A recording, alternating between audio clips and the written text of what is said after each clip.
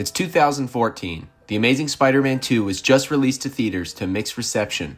The future of Spider-Man was unclear, and just like the film previous, The Amazing Spider-Man 2 released alongside a video game tie-in sharing the same name. 11 years later, I decided to revisit the controversial past of Spider-Man.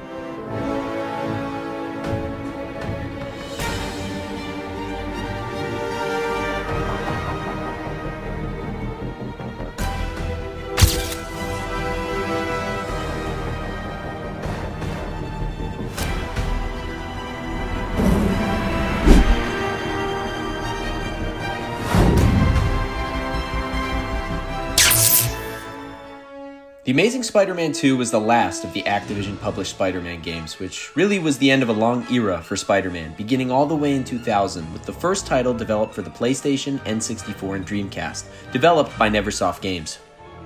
The Amazing Spider-Man 2 released in a very unique time for gaming. The PlayStation 4 had just released, and if any of you remember, the early days there just wasn't a lot to play.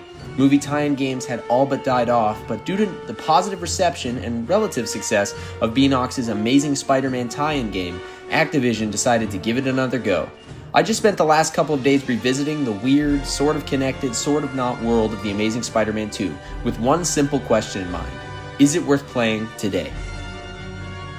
To understand the story, or lack of, we need to briefly understand the events of the first game.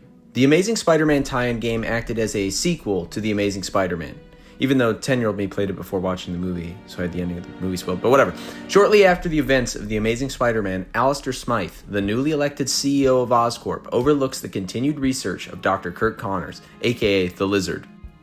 The Oscorp geneticists are studying and splicing human and animal DNA, creating an inhuman version of some extremely familiar Spider-Man rogues, that being the likes of the Rhino, Scorpion, iguana, piranha, and, vermin.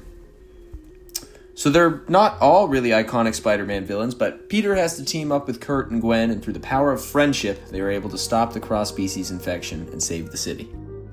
The Amazing Spider-Man 2 starts with the revisiting of the death of Uncle Ben and adds another Spider-Parent death scene to the collection. Make a fine addition to my collection. Also, this scene actually appeared in Across the Spider-Verse. Seriously, go look it up, it isn't the scene from the movie.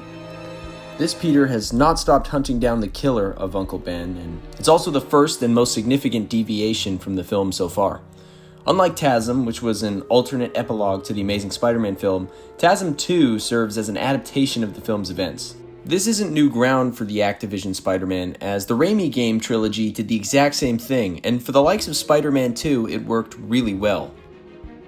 This Peter is angry, though he doesn't really seem too upset for the majority of the game's events. He can't seem to let the prospect of achieving his vengeance go. And right around now, we meet Herman Schultz, the Shocker, introducing us to a gang war occurring in New York that we see very little of. And man, if you thought the movie was overstuffed and undercooked, you are in for a real treat. The Amazing Spider-Man 2 game is just filled with ideas, concepts, characters, and none of them are ever really fully explored. I could barely follow the game's events as they unfolded because it just leaps from plot line to plot line, character to character. There is like 8 antagonists in this maybe 7-hour game. The game revolves around Peter's desire for vengeance, but also seems to need to cram the events of the film somewhere into the narrative, and the pieces just don't fit. The game's events and character motivations are constantly being explained to you through exposition, and after a while you really just want everyone to... the characters in the game are sick of all the yapping. Okay, fine. Sometimes the game barely even bothers to explain anything at all to you. For example, you meet Max Dillon, the central antagonist in the film, for less than 30 seconds, saving him from the Shocker's men. Spidey says something in passing like, "Hey Max, thanks for the help, best bud," and a couple hours later, he's Electro. Sure, if you watch the film, you can fill in the gaps. And honestly, even Electro's motivations in the movie sucks. But this isn't even the bare minimum, it's totally non-existent storytelling. Max is just Electro now, and the audience has to figure it out for themselves or accept it. To add insult to injury, Spider-Man, the character supposedly struggling with his no-kill rule, just flat out murders Electro and goes, "Well, that's too bad, he was an odd duck," and swings off into the next half-baked storyline.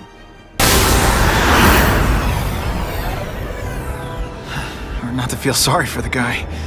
He was a victim. Yeah, a victim of you. I agree with J. Jonah Jameson. You just killed that guy. A fact I'm very proud of.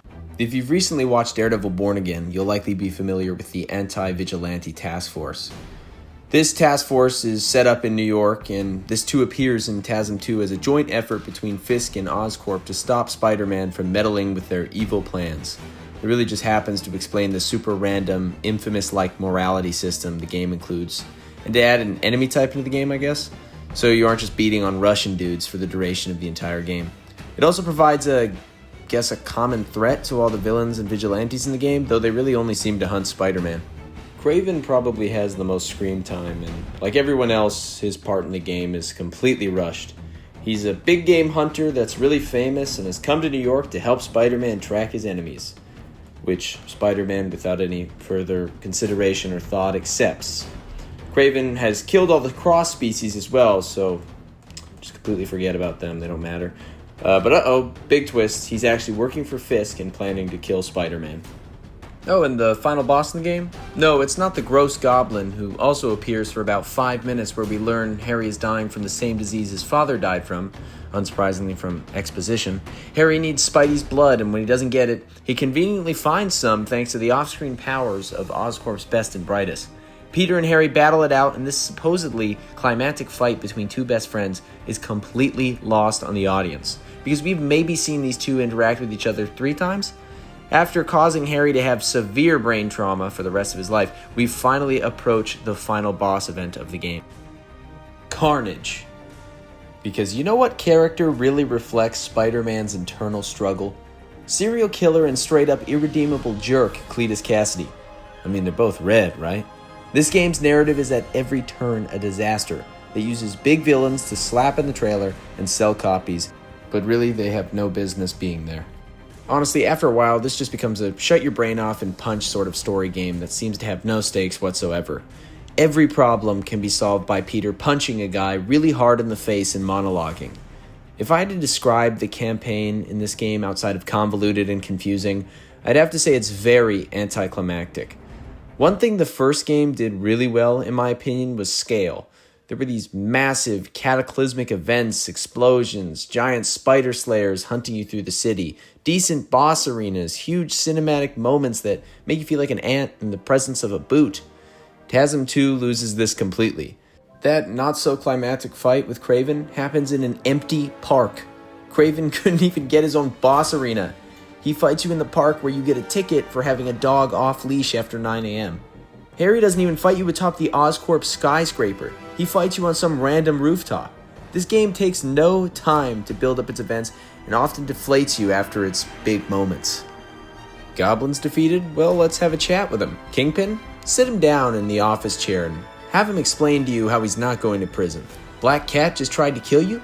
Well, now she's going to calmly tell Peter she really loves him and wants to run away with him. Kraven, after being defeated in hand-to-hand combat? Well, he lost, so he has to sell Fisk out with more exposition. What are your terms?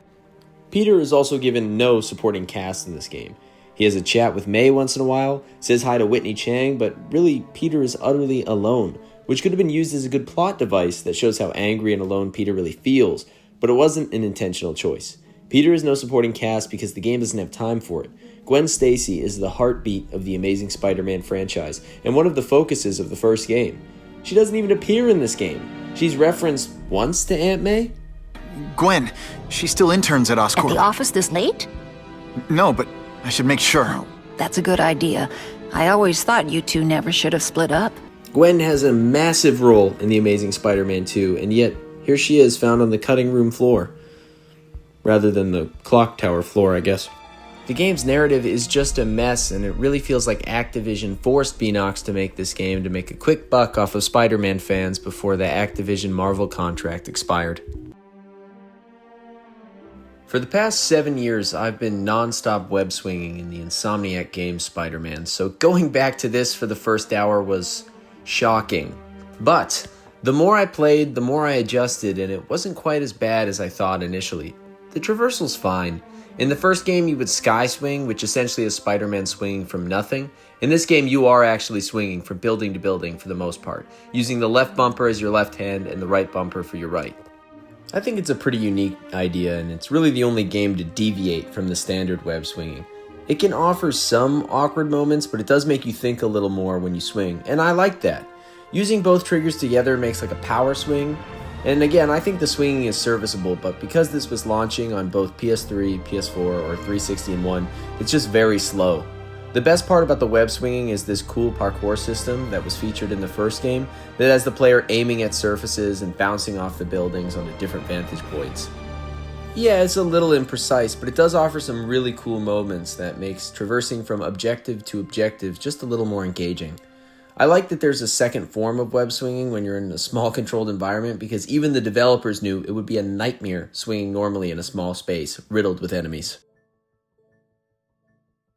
The gameplay loop is your standard superhero beat 'em up. Go to a place, beat the hell out of some guys, go to another place, stealth take down a bunch of nerds, fight the boss, rinse and repeat.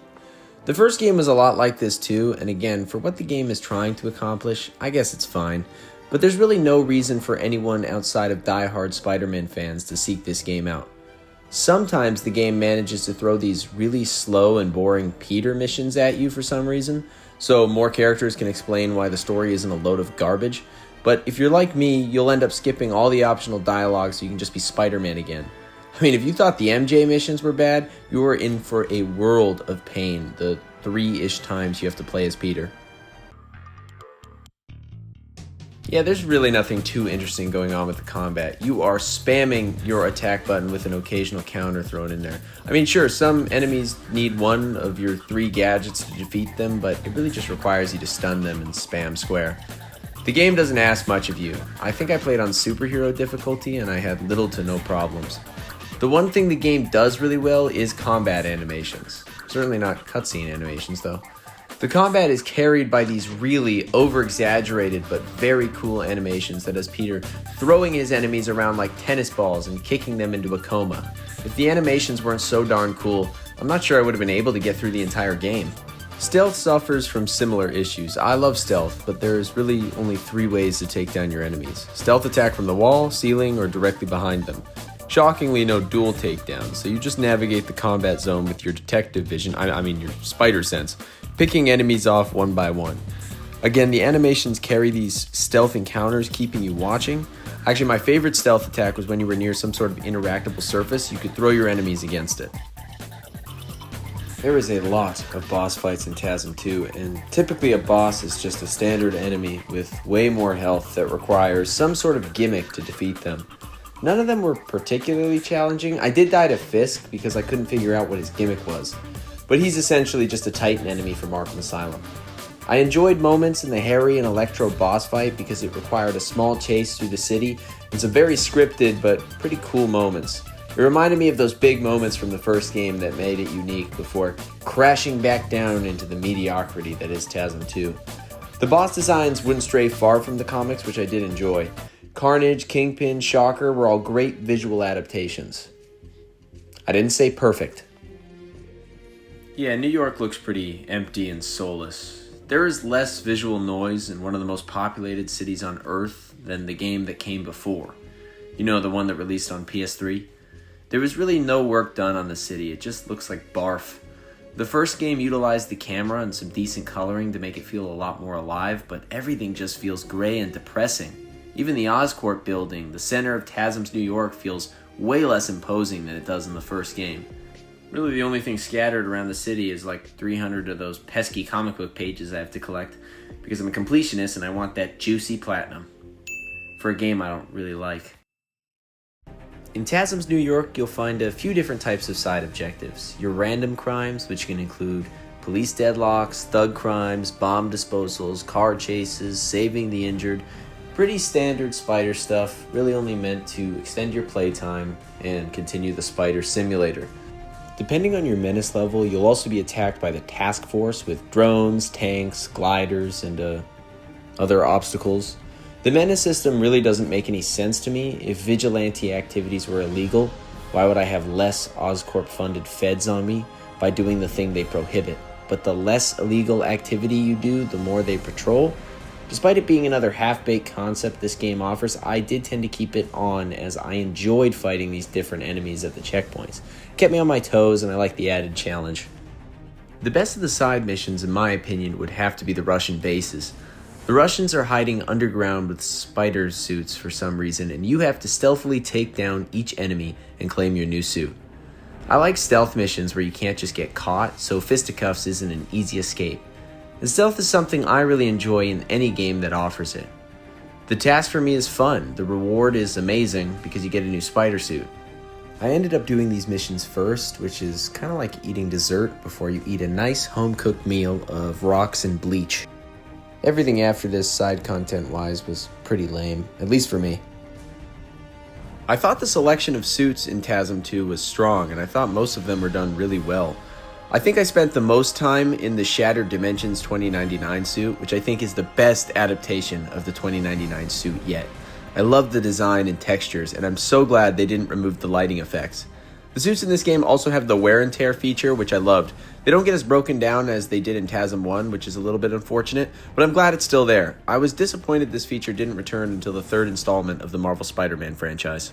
Returning to the Amazing Spider-Man 2 after so many years was tough. I really didn't have a great time with this game. There was a lot of ideas and themes, but none of them were given the time to develop into anything.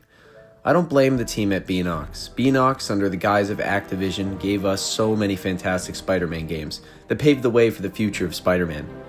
TASM 2 was the result of a talented and experienced team being forced to tell a story that wasn't theirs and meet the deadline of the film's release, which is why, for the most part, movie tie-in games are all but extinct. Now, it's June of 2016. You haven't touched the last installment in the Spider-Man video game franchise, and you don't plan to. You find yourself revisiting the past glory of Spider-Man games as you watch characters like Batman soar into new peaks in the gaming industry. You decide to turn E3 2016 on, wondering if they will ever release that Cyberpunk game, until a new game trailer releases and you realize, There is another